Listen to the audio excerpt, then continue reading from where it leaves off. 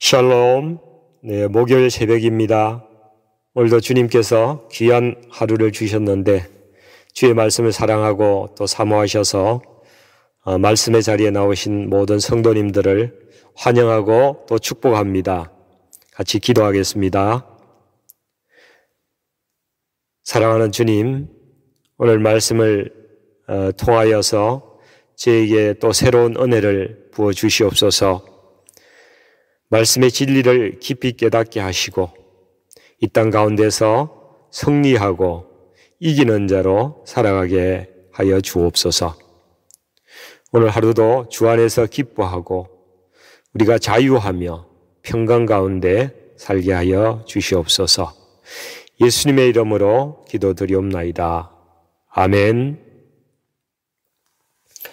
오늘 말씀은 마태복음 20장 1절에서 16절까지의 말씀입니다. 마태복음 20장 말씀입니다. 같이 봉독하시겠습니다. 천국은 마치 품꾼을 얻어 포도원에 들여보내려고 이른 아침에 나간 집주인과 같으니 그가 하루 한 데나리온씩 품꾼과 약속하여 포도원에 들여보내고 또 제3시에 나가보니 장터에 놀고 있는 사람들이 또 있는지라 그들에게 이르되 너희도 포도원에 들어가라.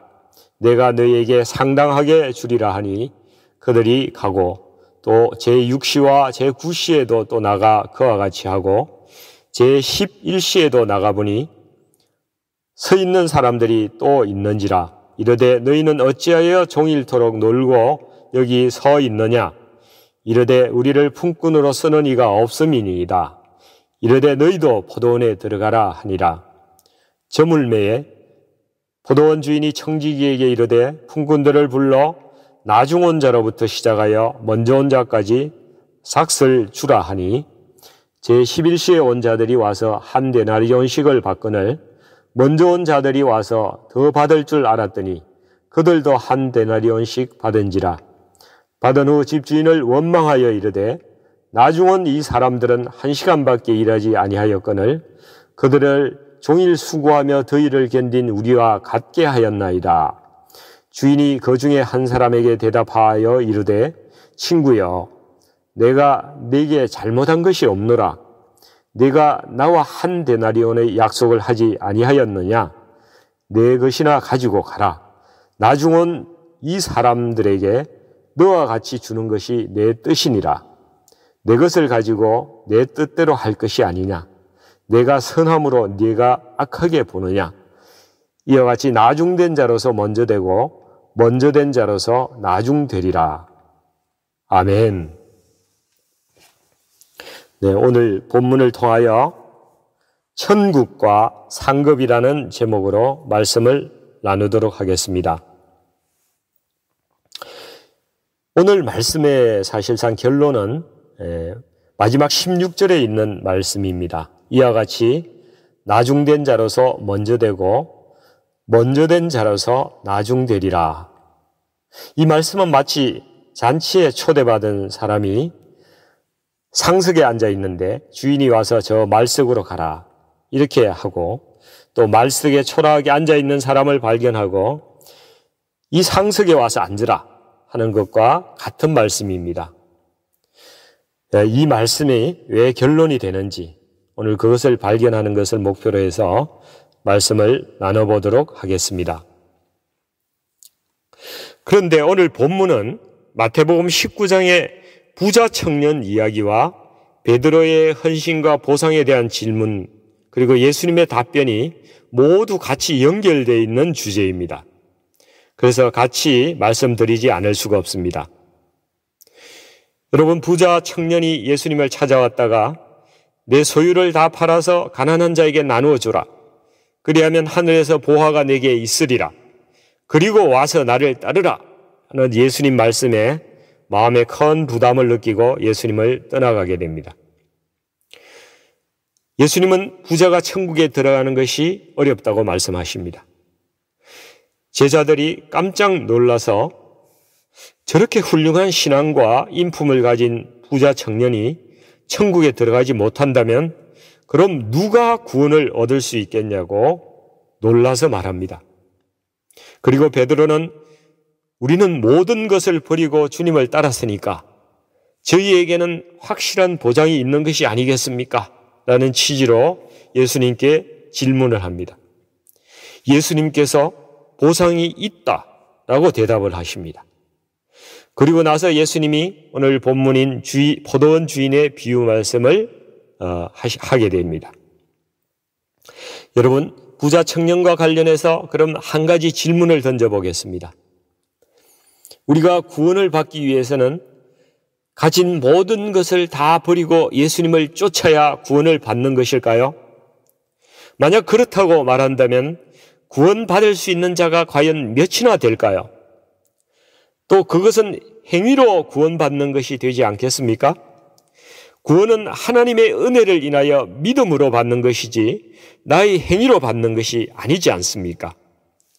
이미 구원받은 자가 성령의 감동으로 자신의 모든 것을 내려놓고 주님을 따르는 일은 있지만 구원을 받기 위해서 자신의 모든 소유를 팔고 주님을 따르는 사람은 보기 어렵습니다.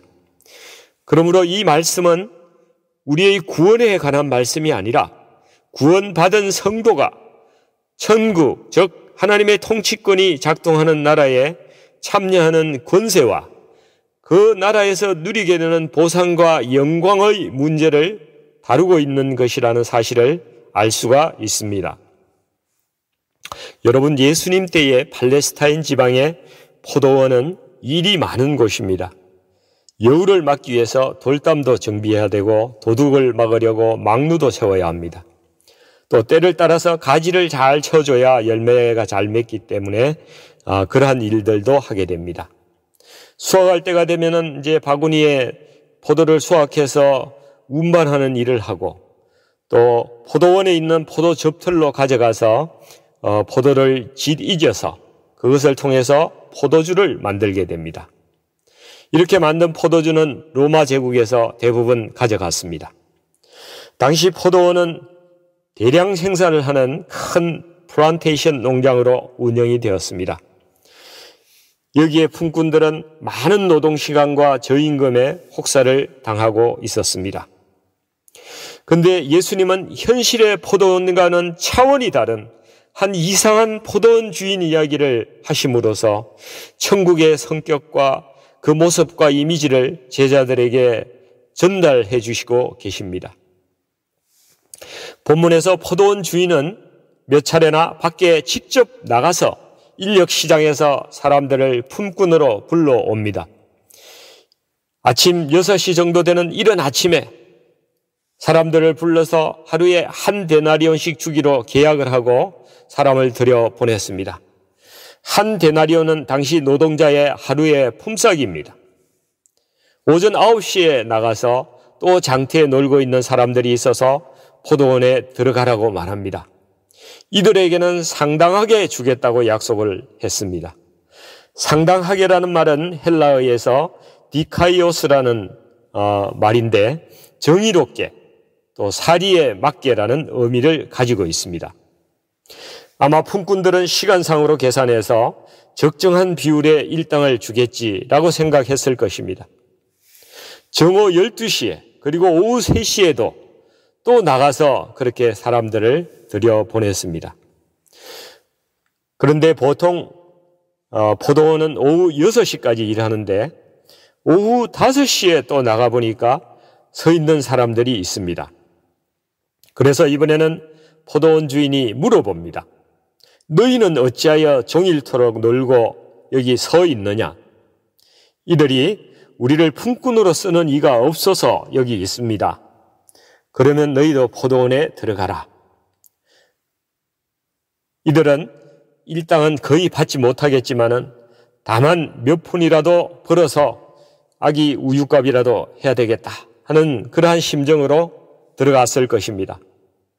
아마도 이들은 몸이 허약하거나 장애를 가진 사람이거나 뭔가 일을 시키기에는 매우 어려운 핸디캡이 있는 사회적인 약자들이었음이 분명합니다.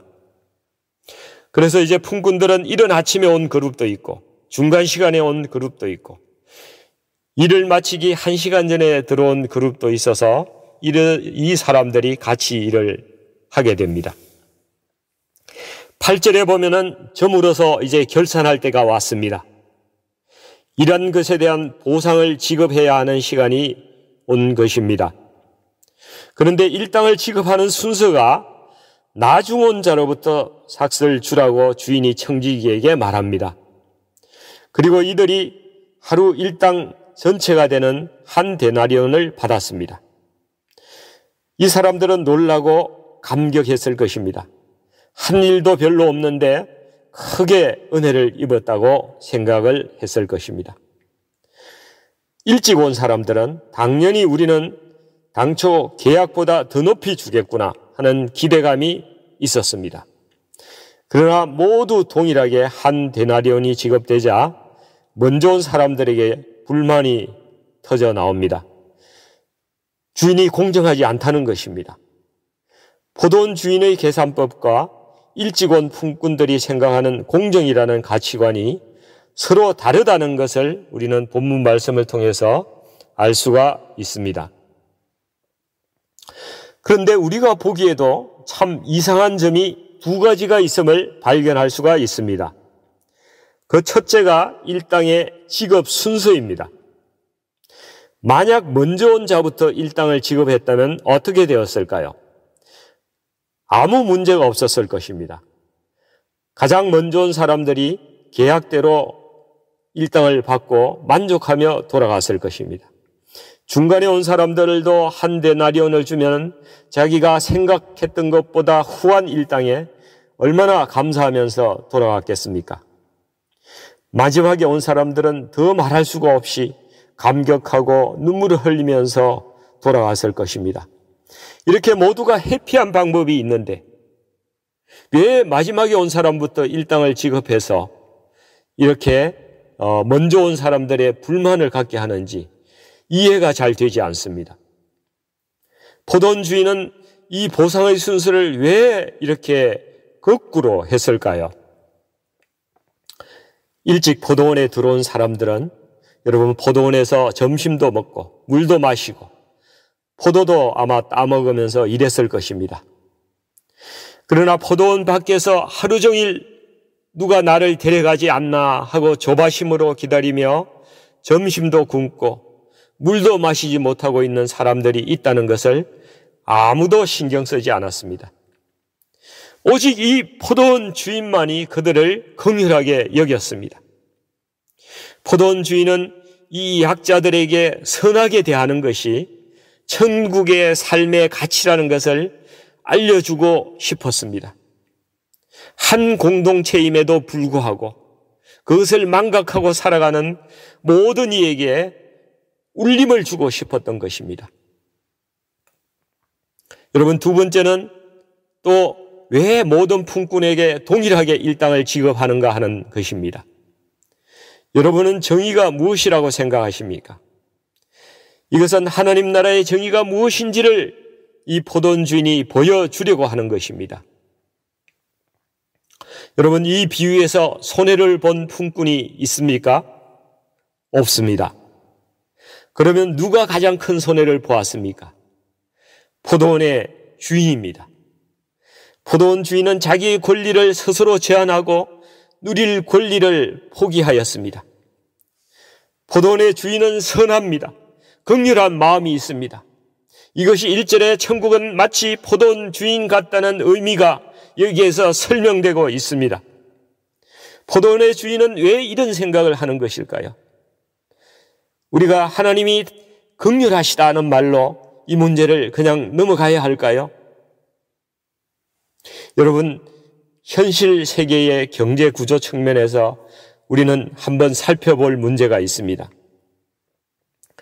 포도원이 경제성을 가지려면 많은 땅을 확보해서 대량으로 생산을 하여야 합니다. 그래야 수지가 맞습니다. 그러므로 포도원 주인은 경제력의 우위를 바탕으로 대량으로 땅을 사들입니다. 그래서 땅을 잃고 품꾼이 된 사람들은 항상 배고픔과 가난에 시달릴 수밖에 없는 것입니다. 어쩌면 인간의 삶은 자기의 선택과는 달리 주어진 시간과 상황 속에 던져진 것이기도 합니다. 그러므로 가난하다는 것은 꼭 자기 책임이다 라고 획일적으로 말하기는 어렵습니다. 그래서 온 세상의 주인이 되시는 하나님께서는 이 세상에는 항상 약하고 가난한 자가 있다는 사실을 깨우치시면서 그들이 살아갈 수 있도록 배려하는 데 큰 관심을 가지고 계신 것입니다. 세상의 가치와 정의로는 이 포도원의 주인을 이해하지 못할 것입니다. 그래서 세상엔 생산과 분배의 정의라는 문제 때문에 항상 싸움이 있지 않습니까? 자본주의와 공산주의의 대립도 여기에서 나타나지 않았습니까? 그러나 온 세상의 주권자이신 하나님이 바라보시는 천국의 정의는 이 세상의 정의와는 다르다는 사실을 예수님께서 우리에게 말씀해 주고 있는 것입니다. 그럼 예수님은 이 비유에 나오는 품꾼들을 어떤 대상을 두고 염두에 두고 말씀하신 것은 아닐까요? 그렇습니다. 예수님은 이른 아침에 포도원에 들어온 품꾼을 부자 청년으로 대변할 수 있는 유대인들을 염두에 두고 말씀하신 것이 분명합니다. 이들은 신의 산에서 하나님과 율법을 통한 축복과 저주의 계약을 분명하게 맺은 사람들입니다. 그리고 포도원에 아침 일찍부터 들어와 종일 수고하며 더위를 견딘 품꾼들입니다. 이들은 당연히 자기들이 더 많이 수고하였고 보상을 더 받아야 한다고 생각하는 사람들입니다. 이방인들에게 구원이 허용되는 것에 대해서 시기하는 요나와 같은 마음을 가진 자들입니다. 또 이들은 탕자의 비유에서 마다들과 같은 사람들입니다. 누가복음 15장에서 그 마다들이 그 아버지께 대답을 이렇게 합니다. 내가 여러 해 동안 아버지를 섬겨서 아버지의 명을 어김이었거늘 내게는 염소 새끼라도 주어서 나와 내 벗으로 즐기게 하신 일이 없더니 아버지의 살림을 창녀들과 함께 삼켜버린 이 아들이 돌아오매 이를 위하여 살진 송아지를 잡으셨나이다. 이렇게 불평합니다. 이들은 예수님의 십자가를 통해 주시는 은혜를 부인하는 사람들입니다. 자기의 의를 따라서 구원받고자 하는 자들입니다. 여러분, 오늘날 우리 교회 안에서도 자기의 열심으로 신앙생활을 하는 사람들이 있다는 사실을 가르쳐주고 있는 것입니다. 그러면 중간 시간이나 맨 나중에 오후 5시에 포도원에 들어간 품꾼들은 어떤 사람들인가요? 이들은 예수 그리스도를 따르는 제자들과 그 제자들의 전도를 통해서 복음을 받은 우리들, 즉 이방인들을 말합니다. 이들은 포도원 주인의 큰 은혜를 입은 자들입니다. 이제 날이 저물면 결산을 합니다. 여러분, 세상의 마지막 결산할 때가 다가오면 예수 그리스도께서 다시 오셔서 그리스도를 믿는 모든 자를 그리스도의 심판대에서 판단하십니다. 고린도후서 5장 10절을 보시겠습니다. 우리가 다 반드시 그리스도의 심판대 앞에 나타나게 되어 각각 선악간에 그 몸으로 행한 것을 따라 받으려 함이라. 믿는 자는 구원의 심판이 아니라 행함의 심판이 있습니다. 예수 그리스도를 믿는 사람들은 주님의 재림 때에 모두 부활하여서 그리스도의 심판대 앞에서 각각 행한 것에 따라 보상을 받는 일이 있다는 것을 말씀하고 있습니다. 그 보상의 내용이 무엇입니까? 마태복음 19장 28절 본문의 바로 앞에서 예수님께서 이 말씀을 해주고 있습니다. 예수께서 이르시되 내가 진실로 너희에게 이르노니 세상이 새롭게 되어 인자가 자기 영광의 보좌에 앉을 때에 나를 따르는 너희도 12보좌에 앉아 이스라엘 12지파를 심판하리라. 여러분, 그러므로 믿는 자의 상급은 예수 그리스도와 함께 왕같은 제사장으로 천국의 통치에 참여하고 심판하는 권세를 갖는 것이 제자들의 특권인 것입니다. 여러분, 오후 5시에 포도원 주인이 불러서 품꾼으로 들어간 자는 어떤 사람들입니까? 이들은 세상의 어디에도 불러주지 않는 그런 사람들이었습니다. 경쟁사회에서 소외되고 그렇게 살아가지만 이들에게 관심을 가져주는 사람이 없습니다. 그런데 이들은 포도원 주인이 불러주었습니다. 예수님의 제자들은 이 땅 가운데 결코 금수저가 아니었습니다. 모두가 배움도 적고 연약하고 가난한 사람들이었습니다.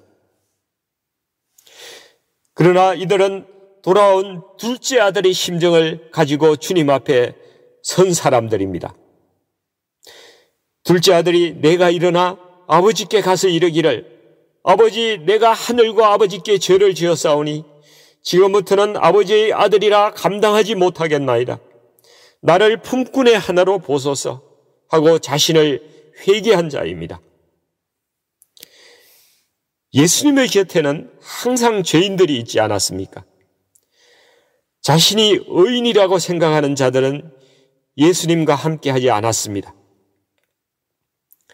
그들은 감히 눈을 들어 하늘을 쳐다보지도 못하고 다만 가슴을 치며 하나님이여 불쌍히 여기소서 나는 죄인이로소이다 라고 말하는 세리와 같은 자들이었습니다. 하나님 앞에서 겸손한 자들입니다. 심령이 가난한 자들입니다. 제자들은 모든 것을 버리고 주님을 따랐습니다. 여러분, 모든 것을 버린다는 것은 무슨 의미입니까? 부자 청년은 하나님을 믿었지만 자신의 재물을 내려놓지 못했습니다. 오늘날에도 믿는 성도님들 가운데서 이 말씀에 시험 드시는 분이 너무나 많이 있습니다. 주님께서 집이나 형제나 자매나 부모나 자식이나 전토를 벌인 자마다 여러 배를 받고 또 영생을 상속하리라고 말씀하셨습니다. 그러나 여러분, 사실 주님을 따르는 사람이 부모나 형제나 자식이나 전토를 벌이는 사람이 없습니다. 우리가 어떻게 부모 형제를 버릴 수 있습니까? 제자들도 예수님을 따랐지만 여전히 그들에게는 가족이 있었고 배도 있었습니다. 주님이 십자가에 부활하신 후에 제자들이 다시 자기 배를 타고 고기잡이를 하러 나가지 않았습니까? 이 말씀이 뜻하는 진정한 의미는 내 마음의 소유권의 이전입니다. 내 마음의 우선순위의 변화입니다. 언제든지 주님이 쓰시겠다고 할 때 내 생명까지도 내어드릴 수 있는 마음의 준비가 되는 것입니다. 그 소유는 여전히 나에게 있지만 나는 그 소유의 선한 청직이라는 사실을 깨닫는 것입니다. 이것이 제자의 삶의 시작입니다. 여러분, 이제 우리는 오늘 묵상의 주제에 대한 결론을 내릴 때가 되었습니다. 이와 같이 나중된 자로서 먼저 되고 먼저 된 자로 나중되리라는 말씀의 진정한 뜻이 무엇인가 하는 것입니다. 이 땅에 주님을 믿는 많은 성도들이 있습니다. 그러나 그 성도들은 두 종류의 신자들로 나누어진다는 사실입니다.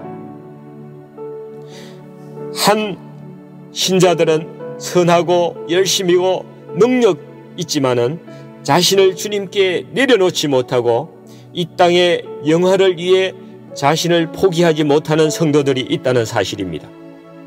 마치 유대의 부자 청년과 같은 사람입니다. 주님이 재림하실 때 이런 성도들도 예수님 앞에서 정해진 보상은 주어질 것입니다.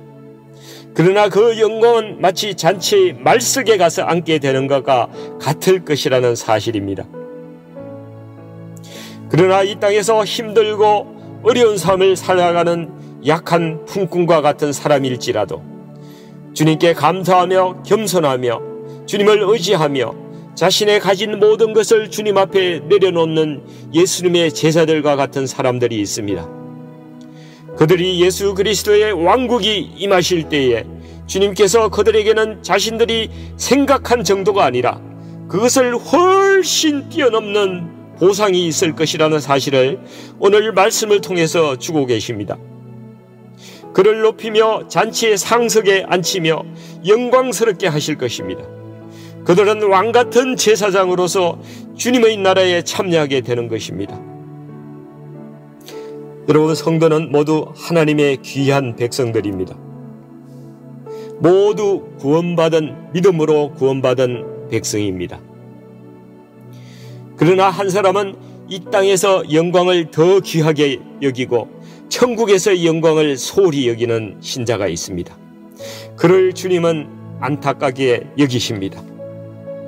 여러분, 저와 여러분은 이 땅의 영광을 구하기보다는 이 땅에서는 조금 부족하고 약하고 이름도 없고 알아주지도 않지만은 자신을 온전히 주님께 내어드림으로 주님이 통치하시는 천국이 임할 때에 그 나라에서 큰 자로 또 먼저 된 자로 살아가시는 복된 성도님들이 다 될 수 있기를 주님의 이름으로 간절히 축원드립니다. 여러분, 같이 기도하시겠습니다. 사랑과 긍휼이 많으신 아버지 하나님, 우리가 모두 주님을 믿고 구원받은 백성들입니다. 그러나 때가 이르러 주님이 다시 오셔서 결산할 때가 되면은 이 땅에서 자신의 영광을 위해서 산 사람은 천국에서 누릴 영광이 없습니다. 그러나 이 땅의 삶을 나그네로 여기면서 자신을 주님께 헌신한 성도들에게는 주님께서 원래 합당한 처우보다 더 큰 영광을 주시겠다고 오늘 말씀을 통해서 알려주셨습니다. 아버지 하나님, 저희가 이 땅의 영광을 구하지 아니하고 오직 하나님 나라를 위해서 이 세상을 이기면서 이기는 자로 살아가게 하여 주옵소서. 우리가 이 땅에서는 비록 나중된 자이지만은 천국에서는 먼저 된 자로 살기를 원합니다. 오늘도 주님의 나라를 위해서, 교회를 위해서 묵묵히 이름도 없이 빛도 없이 헌신하며 주님을 따라가는 모든 주의 백성들, 우리 성도님들께 하나님의 크신 위로와 사랑이 부어지게 하시고 평강에 평강으로 지켜주시고 주님을 따라 힘을 내서 기쁨으로 걸어가는 하루가 되게 하여 주시옵소서. 예수님의 이름으로 기도드리옵나이다. 아멘.